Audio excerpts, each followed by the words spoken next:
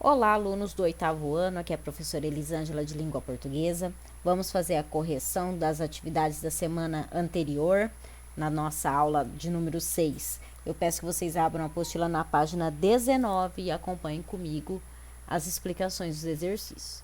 Então, vocês tinham aí a leitura do texto, né, de um texto para ser feita. Então, o texto era esse, História dos Dicionários Brasileiros. Vou ler rapidinho para vocês. A história dos dicionários, enquanto listas de palavras de uma língua ou de um setor da realidade como animais ou plantas, se confunde com o aparecimento da escrita, que ocorreu cerca de 3.000 anos antes de Cristo. Como afirma S. Aurochs, 2008, página 19. A listagem de palavras é a técnica mais elementar que é a base de todo dicionário. A lista de palavras não se confunde com o dicionário, mas ela está indubitavelmente na origem dos dicionários. A lista de palavras se torna um dicionário quando ela apresenta alguma função específica. Assim como observa esse autor, as listas de palavras medievais, na medida em que o latim deixa de ser falado como língua materna, são acrescidas de palavras das línguas vernáculas e, eventualmente, de observações sobre a língua que não se fala mais, o latim. Daí aparece o dicionário de língua. Com as novas tecnologias, cada vez mais os sujeitos no dia a dia constroem seus próprios bancos de dados ou de textos e também são colocados na disposição de definir as palavras. Os grandes bancos de dados textuais também têm se expandido e multiplicado. Dicionários impressos são informatizados. Dicionários atuais e antigos são colocados à disposição na internet. Alguns sites de dicionários, como o Oxford, na Inglaterra, e o dicionário Caldas Aulete, no Brasil, abrem espaço para a participação dos internautas. Então, vocês tinham esse textinho de José Nunes, tá? Disponível aqui no site. Aí, vocês tinham aqui a biografia dele também. Vamos à interpretação do texto na página 20. Exercício 1. Antes de começar a interpretar o sentido do texto, é importante compreender o significado que as palavras apresentam nele. Para isso, elabore o glossário para o texto História dos Dicionários. Então, glossário, né, relembrando aí, são aquelas palavrinhas que o autor julga que o leitor não conheça. Então, aqui ele colocou 3 delas. Indubitavelmente, então, a definição é de modo indubitável, que não pode ser objeto de dúvida de maneira certa, incontestável e indiscutível. Latim. Língua falada pelos habitantes do Lácio e pelos antigos romanos, documentada desde o século VII a.C. Vernáculas, própria de um país, nação, região. Com relação à língua, disse da língua, sem estrangeirismos na pronúncia, no vocabulário ou nas construções sintáticas. Então, está aí, né? Era só vocês pesquisarem o significado dessas palavrinhas. 2. Agora identifique a alternativa que contém a ideia central do texto. Então, eram as alternativas D e E. Apresentar a evolução histórica dos dicionários, apresentar a história do dicionário, do seu surgimento até as versões digitais. Tá? 3. Releia o título do texto, História dos Dicionários Brasileiros. Com base nas informações do título, o que você esperaria ler ao longo do texto? Informações históricas relacionadas ao surgimento e elaboração dos dicionários brasileiros. B. O trecho do texto que você leu apresenta as informações antecipadas no título? Justifique sua resposta. Não. O texto cita o surgimento e a história dos dicionários em geral, não especificamente no Brasil. Porém, vale lembrar que este é apenas um fragmento do texto. Em sua totalidade, ele pode conter informações sobre o surgimento dos dicionários no Brasil. Então, vendo o título e o trechinho lido, não está de acordo, né? Mas talvez se a gente pegasse o texto inteiro, na íntegra, aí ele poderia, né, estar falando a respeito do que o título mostra aí pra gente. 4. Quem é o autor do texto e em qual evento ele foi divulgado? Então, o autor é José Horta Nunes, e o texto foi divulgado na conferência de encerramento do 8º Encontro de Letras da Universidade Católica de Brasília, em 24 de setembro de 2010, tá? Então, essas informações vocês encontram aonde? Antes do textinho aqui, ó, tá? Né? Então, ele fala, ó, texto que foi elaborado para a conferência, então está tudo aqui, tá bom? 5. As informações que constam no texto são confiáveis? Justifique sua resposta. Sim, pois o autor é um estudioso dessa área. Então, quando a gente lê aqui a biografia, a gente conhece o trabalho dele, então isso torna o texto mais confiável, né? Então, atualmente, ele é pesquisador do Laboratório de Estudos Urbanos no Núcleo de Desenvolvimento da Criatividade da Unicamp e atua como membro associado estrangeiro do Centro Nacional de Pesquisa Científica, tá? Então, tudo isso daqui, né, traz credibilidade aí para o texto dele. Agora, na página 21, exercício 6. Por que o autor José Horta Nunes citou o pesquisador Sylvain Aurochs em seu texto? Então, o pesquisador mencionado é um importante estudioso da área. Apresentar e falar de alguém renomado confere credibilidade ao texto. Então, a gente vem falando isso há bastante tempo. Quando a gente cita, né, um estudioso, um pesquisador, um autor, a gente traz mais credibilidade para o nosso texto. Lembrando que nós temos que citar a fala dele, o estudo dele, né? Sempre colocando aí o nome dele, ou se é a fala dele entre aspas, né? Para não termos o problema do plágio depois.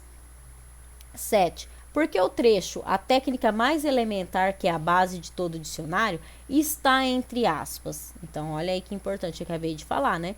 Porque as aspas indicam a fala de outra pessoa que não é o autor. Neste caso, o pesquisador Sylvain Aurochs. Então, quando a gente cita a fala de outra pessoa, a gente tem que trazer entre aspas. 8. Assinale os motivos de se citar e referenciar as fontes de informação utilizadas na construção de um texto. Então, vocês podiam assinalar a C, a E e a F, tá bom? Então, dar mérito aos autores mencionados no texto, ajudar os leitores a ampliar seu repertório de conhecimentos consultando as fontes citadas, respeitar a lei que protege os direitos autorais e agir de forma honesta e responsável em relação à propriedade intelectual de terceiros.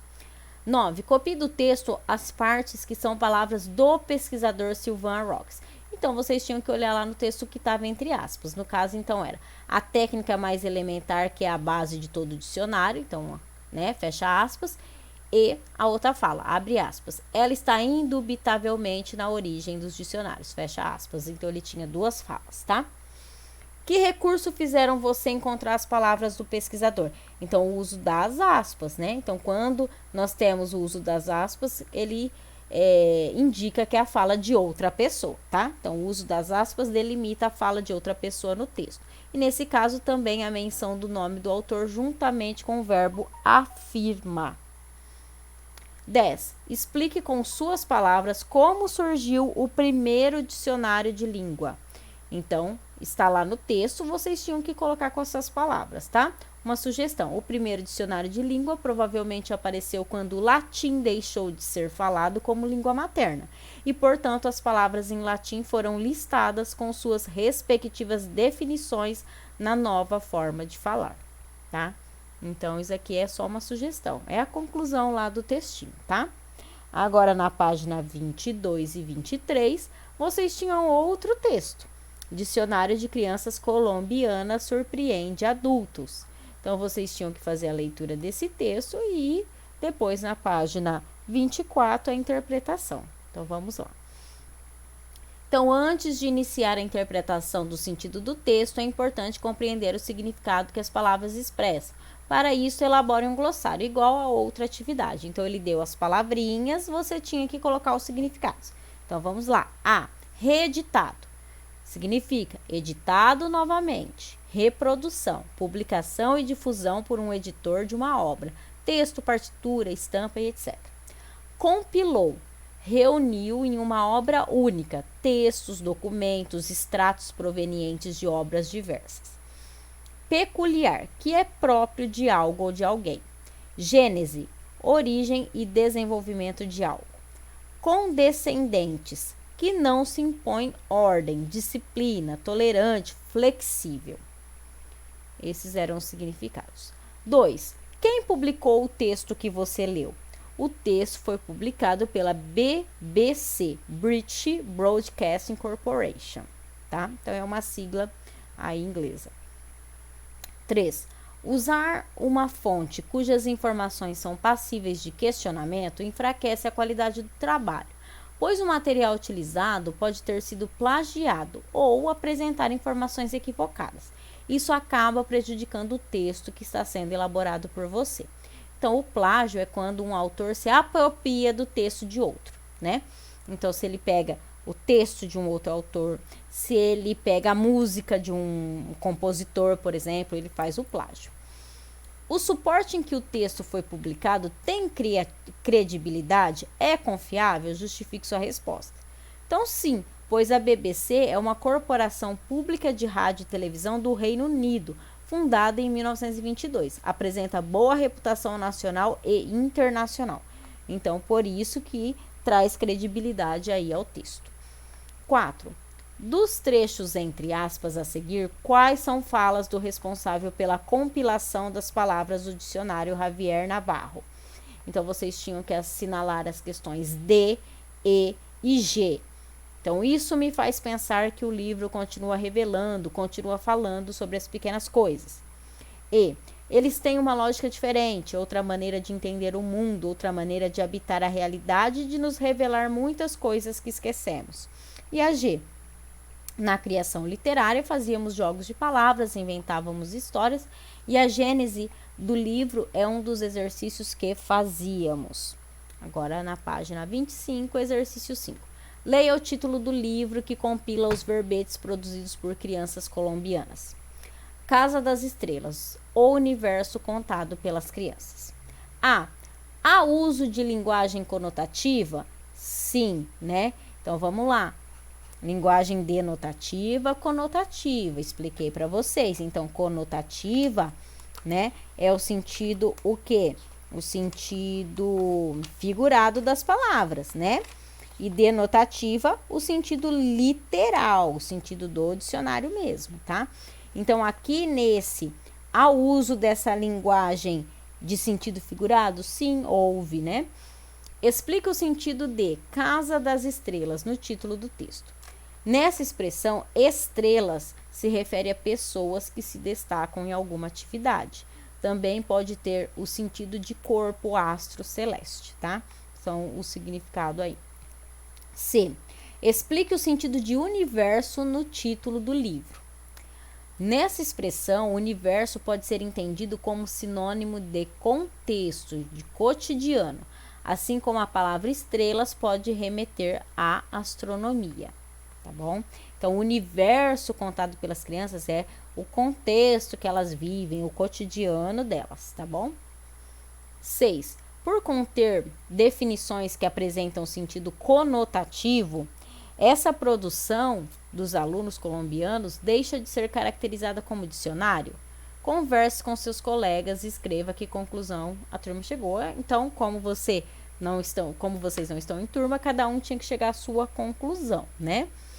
Então, aqui, né, os alunos, esse material organizado por essas crianças, né, tem a estrutura dos dicionários, além de cumprir essas funções de apresentar definições. Então, ele pode ser caracterizado como um dicionário? Pode, porque ele tem a estrutura desse dicionário e ele traz significados, traz definições, tá? Ainda que não só as literais, né? Não só o sentido real, mas também os sentidos figurados. Mas pode ser considerado um dicionário. Vocês poderiam ter chegado a essa conclusão. Depois vocês vão para a página 29, né? Que lá na página 29 vocês tinham a seção O que aprendi e tinham que fazer esses dois exercícios. Nessa seção, ela é uma revisão do conteúdo aprendido, tá? Então, a número 1 pedia que depois de estudar verbete de dicionário e enciclopédico, aponte as diferenças e as semelhanças entre os gêneros. Então, eu vou ler essa resposta para vocês.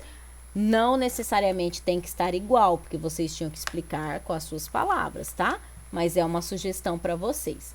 O verbete de dicionário é um gênero de caráter informativo e predominantemente descritivo, visto que seu objetivo é explicar um conceito, uma palavra. atribuindo-lhe um conjunto de significados e exemplos.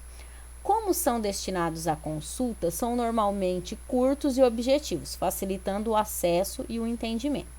Já o verbete enciclopédico é mais complexo do que uma definição de dicionário. Além de trazer o conjunto de acepções, geralmente apresenta explicações, notas, exemplos e várias informações construídas em torno daquele termo, né? Então, o de dicionário ele é um pouco mais sucinto, né? Mais curto, mais breve, mais objetivo. E o enciclopédico ele já traz muito mais informações, traz explicação, traz fotos, traz exemplos, né? Mais complexo. 2. Elabore 2 frases com uma palavra tirada do dicionário produzido pela turma. Uma delas deve ter sentido denotativo e outra conotativo. Aí era uma resposta pessoal. Vocês tinham que pegar uma palavrinha do texto e fazer uma frase com o sentido real da palavra e uma frase com o sentido figurado da mesma palavra, tá? Aí era totalmente pessoal. Bom, por enquanto é só isso. Façam a correção, deixa tudo em ordem, ok? Então, um beijão, até a próxima. Tchau, tchau.